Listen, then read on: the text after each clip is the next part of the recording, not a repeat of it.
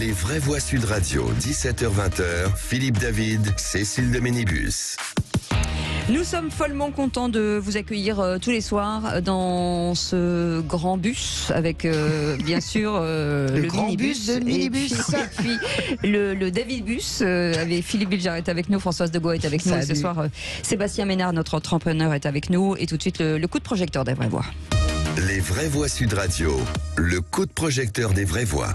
Et en pleine réforme des retraites, vous l'avez vu, vous l'avez peut-être entendu, Gabriel Attal insiste sur ce rapport au travail et il met donc en avant cette semaine des 4 jours expérimentés à l'URSSAF en Picardie et 36 heures. Et c'est la question que l'on vous pose, est-ce que vous seriez prêt à travailler à ce rythme? Pour l'instant vous dites oui à 62%.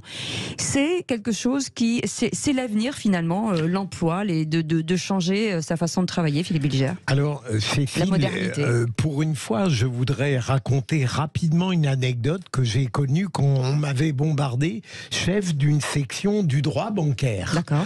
Et j'avais une équipe de 30 personnes, fonctionnaires et magistrats sous mes ordres, et à un moment donné, je considérais que à partir du moment où le travail était fait, eh bien, les gens étaient libres de faire ce qu'ils voulaient. D'accord. Ils pouvaient, les femmes notamment, pouvaient rentrer chez elles, et eh bien, il n'a pas fallu 8 jours, Cécile, pour que ce soit interdit, parce que je n'avais pas le droit d'organiser le temps de travail de ces gens-là de la manière que je souhaitais. Et donc j'arrive au sujet. Moi, je suis partisan de toutes les innovations sociales à partir du moment où on a la certitude que le travail est fait. Que sa responsabilité. Alors, je pense que après il y a des modalités déterminées, mais je suis très favorable à ces expériences. Françoise Degois. Alors c'est très concret. D'abord, je salue Pierre Laroutourou quand je pense que Pierre Laroutourou a amassé pendant des années dans le débat public avec sa proposition. On lui a pas dit bonjour. Mais on lui a pas dit bonjour, mais je le salue parce que je voudrais qu'on se souvienne tous à quel point il a ramassé ce qu'il a ramassé sur la semaine de 4 jours. Je voudrais juste donner les chiffres de l'expérience de la semaine de 4 jours en Nouvelle-Zélande. Unilever l'a expérimenté et ils le reconduisent. Pourquoi ? 33% de stress au travail de diminution, sentiment de motivation augmenté de 15%, productivité de 34%, l'absentéisme a chuté de 34%, le conflit vie personnelle, vie professionnelle n'existe plus à 67%. Unilever reprend donc sans limite de temps la semaine de 4 jours, c'est-à-dire 100% du salaire, tout en travaillant 80% merci Françoise, du temps. Le débat est fini. Voilà. Merci, au revoir. Je voulais donner ces chiffres, c'est concret, débat. Alors, je voudrais dire que évidemment, il faut être moderne, il faut être ouvert, il faut être souple. Il faut aussi être opportuniste, c'est-à-dire en tant qu'entrepreneur, chef d'entreprise, il faut regarder ce à quoi aspirent. Moi, je ne parle jamais de mes collaborateurs, mes employés, je dis mes collègues. Voilà, même si j'en ai la charge et la responsabilité. Mais il faut pas oublier que c'est pas pour tout le monde et c'est pas possible tout le temps. Vous voyez, il y a des activités où vous avez besoin d'avoir, je dirais, enfin moi, dans mes entreprises, notamment sur ce qu'on vend, on a besoin d'avoir des gens joignables 7 jours sur 7. Donc, il y en a pour lesquels la semaine de 4 jours, c'est compliqué. C'est pas possible. Justement, Pierre Laroutourou, merci d'être avec nous. Vous êtes député européen. Bonsoir. Et vous vous battez, d'ailleurs, depuis 30 ans, pour la semaine des 4 jours, mais avec 32 heures de travail. Donc là, on est passé à 36. Est-ce que c'est une avancée déjà de réfléchir sur une semaine de 4 jours? Oui, c'est quand même paradoxal parce que le gouvernement nous dit qu'il faut travailler plus et en même temps, un des ministres nous dit qu'il faut expérimenter la semaine de 4 jours. Ça veut dire qu'on voit bien qu'ils ne sont pas tout à fait sur leur analyse. Et Françoise Degois a dit que ça fait 30 ans que je me battais pour la semaine de 4 jours. C'est vrai, mais ce n'est pas moi qui ai lancé le débat. C'est Antoine Riboud. Je ne sais pas si vous vous souvenez. En 1993, le patron de Danone, Antoine Riboud, un des grands patrons qui était en même temps un humaniste, mais qui est aussi un humaniste qui se rend compte qu'on fait des gains de productivité avec les robots, avec les ordinateurs, avec les gens qui sont de plus en plus qualifiés. Il se rend compte qu'on produit beaucoup plus avec un peu moins de travail. Ça n'est pas la fin du travail, mais on produit objectivement presque 2 fois plus en 30 ans avec un peu moins de travail, 20% de travail en moins. Antoine Riboud dit ou bien on accepte que 20% des gens soient au chômage, 0 heure par semaine, ou bien on réduit le temps de travail pour tout le monde. Et Antoine Riboud lance le débat, et nous derrière on a obtenu une loi qui permettait dans 400 entreprises de passer à 4 jours. Si vous mangez un yaourt Maminova, si vous mangez du jambon Fleury Michon, peut-être que vous ne le savez pas, parce que le coût n'a pas augmenté d'un centime, mais tous les salariés de Maminova ou Fleury-Michon sont tous passés à 4 jours 32 heures, 4 jours 32 heures, et l'entreprise a créé des emplois, y compris pour les commerciaux. Quand Antoine Riboud dit qu'il faut passer à 4 jours, il ne dit pas qu'on va éteindre l'électricité le jeudi soir et que l'usine ou les commerciaux s'arrêtent 3 jours par semaine. Mais justement, on va créer des emplois. On va embaucher d'autres personnes. Et si votre entreprise était ouverte 6 jours par semaine, elle restera 6 jours par semaine. Il y a des hôpitaux qui ont voulu expérimenter la semaine de 4 jours en disant, évidemment, on est ouvert 365 jours par an, 24 heures sur 24, mais les infirmières pourraient peut-être avoir une vie active plus agréable et plus longue si elles n'étaient pas crevées, donc y compris dans les métiers de la santé. Ça a du sens, si on règle les problèmes de formation, de passer à 4 jours.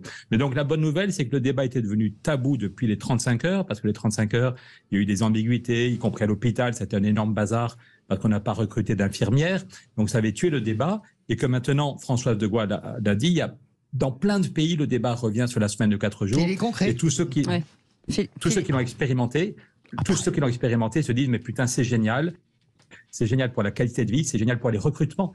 Aujourd'hui, vous voyez le patron d'un restaurant qui dit, on a du mal à recruter, mais si on peut dire qu'on passe à 4 jours avec le même salaire, on pourra recruter plus facilement. Donc, il est temps qu'on relance ce débat et l'expérience sur la semaine de 4 jours avec des aides pour les entreprises qui voudraient créer des emplois. Juste une petite interrogation avant de faire parler nos vraies voix, c'est à la carte ou c'est la norme, en fait ? C'est à la carte et en même temps ça peut être un mouvement. Ça fait 30 ans qu'on en parle. Vous voyez, je vous ai donné Antoine Riboud, mais vous vous souvenez peut-être, vous pourrez retrouver dans les archives, le 13 juillet 95, Jacques Chirac, qui était un nouveau président de la République, il va chez Brioche Pasquier. Vous connaissez les brioches qu'on peut trouver dans voilà. Et Brioche Pasquier, là aussi, le patron n'était pas spécialement un homme de gauche, mais c'est comme Maminova ou Fleury-Michon, c'était plutôt des hommes de droite, les patrons, mais de la droite humaniste. Et au bout de 2 ou 3 réunions, je les avais convaincus qu'on pouvait passer à 4 jours sans abîmer leur entreprise. Et donc Brioche Pasquier était passé, tous les salariés, mais aussi le patron, Louis-Marie Pasquier, était passé à 4 jours. Et Jacques Chirac, le 13 juillet 95, va chez Brioche Pasquier et demande, mais pourquoi, puisque ça marche tellement bien, pourquoi ça se fait pas ailleurs? Donc c'est quand même une inertie. On parle souvent dans votre émission de l'inertie des politiques sur plein de sujets, sur les problèmes de politique du logement, on est un des pays où les loyers sont les plus chers, sur le climat, mais sur le temps de travail, c'est quand même incroyable de voir que ça fait... donc est-ce qu'on va enfin l'avancer et dire, il y a des entreprises, et c'est mieux de faire 4 jours 32 heures, parce que peut-être que dans l'URSSAF de Picardie, c'est possible de faire des journées plus longues, si c'est pas trop fatigant et si les gens n'ont pas trop de trajets. Mais sinon, tant qu'à se réorganiser, autant passer à 4 jours 32 heures avec des créations d'emplois et en disant les entreprises arrêtent de payer les cotisations chômage. Parce qu'il ne faut évidemment pas baisser les salaires, mais il ne faut pas non plus augmenter la masse salariale. C'est ça. Il ne faut pas que les clients... voilà. Donc, la bonne idée, c'est que, et on a fait la preuve en France, qu'on peut passer à 4 jours sans baisser les salaires et sans abîmer l'entreprise si l'entreprise arrête de payer les cotisations chômage quand elle passe à 4 jours, si elle crée des emplois en CDI. Une réaction, Philippe. Pierre Laroutourou, est-ce que s'il fallait choisir le ressort fondamental de cette semaine de 4 jours, vous y verriez une finalité sociale pour combattre le chômage? Est-ce que c'est la volonté de nous faire entrer dans une nouvelle forme de civilisation où le travail aurait moins d'importance par rapport au bonheur global? Ou bien est-ce que vous considérez vraiment que c'est rendre le travail paradoxalement encore plus efficace? Mais il y a tout, Philippe. C'est-à-dire que le travail est tellement important que les gens qui sont au chômage en crèvent. L'INSERM dit qu'il y a 15 000 personnes qui meurent en France parce qu'ils sont au chômage. 15 000 personnes. Donc, chacun de nous, vous dites, voilà, je m'appelle Philippe, j'étais avocat, j'étais juge, voilà. Moi, je m'appelle Pierre, j'étais économiste, maintenant je suis député. Donc, le travail est quelque chose de fondamental. Et en même temps, il n'y a pas que le travail dans ma vie. J'ai envie d'avoir du temps pour moi, pour les gens que j'aime. Et peut-être que le Covid-19 a fait bouger les mentalités. Donc, je crois qu'on n'a pas à choisir. J'ai envie, comme des millions de gens, d'avoir un boulot intéressant et un revenu correct et qui me donne une autonomie, mais j'ai pas envie d'attendre jusqu'à 65 ans pour avoir du temps pour vivre et pour les gens que j'aime et peut-être pour me former. Ça peut être un avantage économique parce que dans des PME, c'est très compliqué d'avoir accès à la formation. Et l'autre jour, je voyais un salarié qui disait « ça fait 20 ans que je suis dans une entreprise, j'ai pas eu 1 heure de formation. Le soir, je suis crevé. Le week-end, il y a les enfants. Et ça si je passe à 4 jours, si je passe à 4 jours, je pourrais me former. Voilà. Sur la question des retraites, dernier point, désolé. Sur la question des retraites, si tout le monde passait en 4 jours, pas tout de suite, mais en quelques années, on pourrait créer 1 600 000 emplois. À partir, c'est pas un modèle macroéconomique, c'est à partir des 400 entreprises qui sont déjà passées à 4 jours en France, sans baisse de salaire et sans abîmer l'entreprise grâce à la baisse des cotisations, on estime qu'on pourrait créer 1 600 000 emplois, des vrais emplois. Si vous créez 1 600 000 emplois, ça fait 1 600 000 familles où un salaire va rentrer et où on va cotiser pour les caisses de retraite. Oui. Donc il y a plein de bonnes raisons d'avancer vers les 4 jours. Pierre Laroutourou, ça fait beaucoup réagir au 0826 300 300. Et Frédéric est avec nous. Frédéric. Oui, alors moi, la semaine des 4 jours, pourquoi pas. Moi, je travaille 50 heures par semaine, alors je ne le fais pas sur 4 jours, bien sûr. Alors, ce qui m'embête dans cette semaine des 4 jours, c'est que j'ai l'impression de réentendre un discours que j'ai entendu il y a un peu plus de 20 ans, c'est-à-dire qu'on va passer de 39 à 35 et ça va créer 1 million d'emplois, et je crois que ça a eu plutôt l'effet contraire. Non, les mêmes personnes qui nous disaient d'ailleurs que travailler 8 heures par jour, c'est trop, qu'il fallait baisser. Or, si on passe de 5 à 4 jours, on va travailler au moins 8 heures. Et quand le volume de travail, lui, ne change pas, le volume de travail qui est étalé sur 5 jours, on va le concentrer sur 4. Alors, je ne suis pas convaincu à long terme sur l'effet que ça va avoir. D'autre part, plus on a de congés, plus on a de jours de repos, plus ça coûte. Parce que plus on fait de choses, et il faut donc de l'argent. Et je ne voudrais pas que ce soit encore ceux dont je fais partie, qui ont les meilleurs revenus, qui puissent profiter largement d'une telle réforme, parce qu'ils auront les moyens d'occuper ces 3 jours, et que ceux qui n'en ont pas les moyens, regrettent au bout d'un moment, d'avoir trop de temps libre alors qu'ils préféraient travailler, donc peut-être se tourner vers une activité de travail non déclarée, et 2, qu'ils ont beaucoup plus de rythme et qu'ils ont un rythme infernal la journée parce que le travail de 5 jours est concentré sur 4. Une réaction de Françoise de Gaulle. J'entends ce que vous dites, je vais court en disant qu'on parle bien de la semaine de 4 jours et de 100% du salaire et 80% du travail avant. 32 heures. On ne parle pas de 35 heures concentrées sur 4 jours. Ça, c'est le premier point. De toute façon, le mouvement est inexorable. L'Islande l'applique, la Belgique l'applique, le Royaume-Uni l'applique. C'est vraiment l'avenir. C'est pas parce que c'est des feignasses, c'est parce qu'il y a d'autres façons de créer des valeurs dans la vie. 0826 300 300. Jacqueline est avec nous. Bonsoir Jacqueline. Bonsoir Jacqueline. Oui, bonsoir. Eh bien, je voulais vous dire que moi, je connais une entreprise relativement, on va dire une PME dans l'informatique, qui est son siège est en Loire-Atlantique, qui a des succursales, donc des magasins dans plusieurs villes de France, Rennes, Nantes, Vannes, Paris. Qui font donc de la maintenance informatique et de la vente de matériel informatique. Depuis 2 ans, ils sont passés à 32 heures par semaine. Le patron de cette entreprise disant qu'il préférait que ses salariés travaillent bien pendant 32 heures plutôt que de traîner sur 5 jours. Voilà, et ça marche très bien. Et ça marche. Une réaction de Sébastien Ménard, qui est un entrepreneur. Moi, ce que je dis, c'est que la création, monsieur le député, la création d'emplois ne se décrète pas. C'est-à-dire que je retiens évidemment cette aspiration sociétale qu'on appelle de nos voeux, parce que finalement, que les gens travaillent moins et plus de temps pour eux, pour leur famille, tout ça, moi, va parfaitement bien. Mais il faut que dans nos entreprises, les plans d'affaires qui permettent de financer aujourd'hui 100 emplois puissent financer les 110 emplois. Voilà, donc moi je dis toujours attention, on peut gagner en productivité, c'est vrai, mais je dirais que l'équation ne se résout pas d'un coup de baguette législative. Voilà, ça marche pas comme ça dans la vraie vie. On n'a jamais dit que ça. Vous avez raison, on n'a jamais dit que ça se décrétait, on n'a jamais dit sur les 35 heures, avec Michel Rocard, on avait beaucoup critiqué les 35 heures, en disant que c'était ni fait ni à faire, c'était une mesure qui était imposée, et que dans la plupart des métiers, maintenant, on ne compte pas ses heures, par contre, on compte ses jours. Qu'on soit commercial, qu'on soit cadre, qu'on soit dans la production, même souvent on fait des heures, quand la journée est commencée, on la fait jusqu'au bout.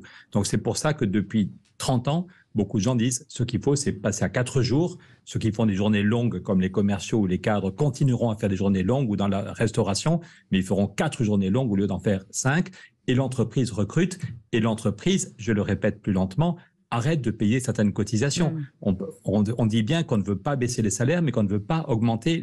Le prix du yaourt Maminova n'a pas augmenté d'1 centime. L'entreprise a arrêté, l'entreprise arrête de payer les cotisations chômage, aussi bien la part patronale que la part salariale.